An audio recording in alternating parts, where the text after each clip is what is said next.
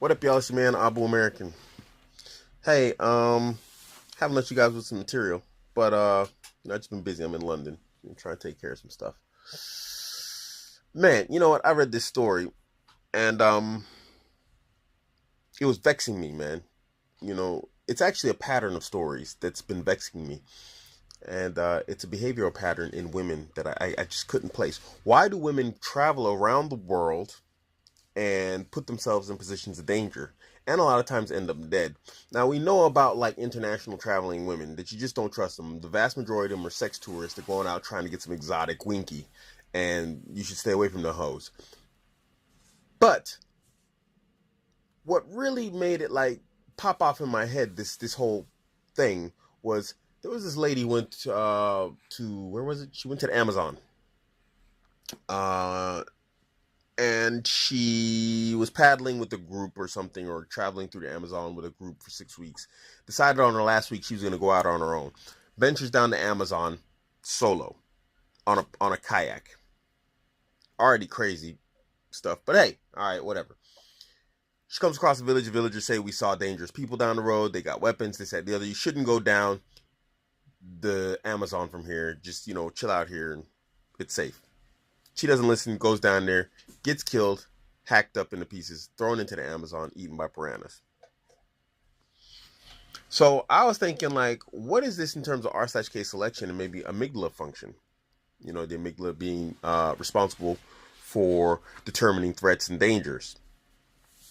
So I asked in a group, and a guy presented something, an idea and a concept, which made me look back at all of the other articles that I've read about women who traveled and got killed. And they all tend to fit one particular profile, which is financially successful women without children who are close to the wall or past the wall. Now, this woman was 41 years old, no children.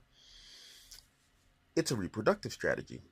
It's an attempt to get that bad boy alpha DNA, aka get raped by some vicious savage and have an alpha baby. Maybe. We always talk about rape fetishes in women, and this is a real thing.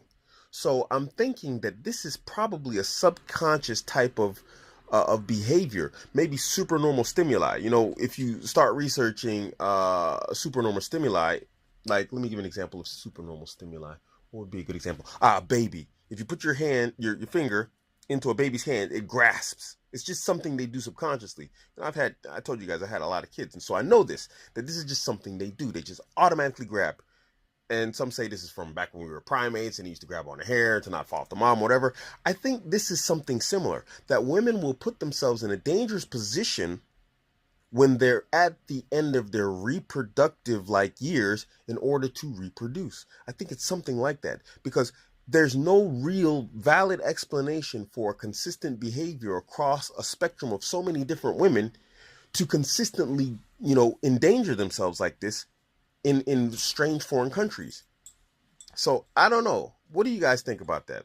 I mean, you could say, oh, well, if they want to reproduce, they can go on Tinder or they can do this, that, the other. But that takes out the dangerous alpha whatever type, factor out of the entire game and process. A man who's just going to take what he wants, that stuff they love.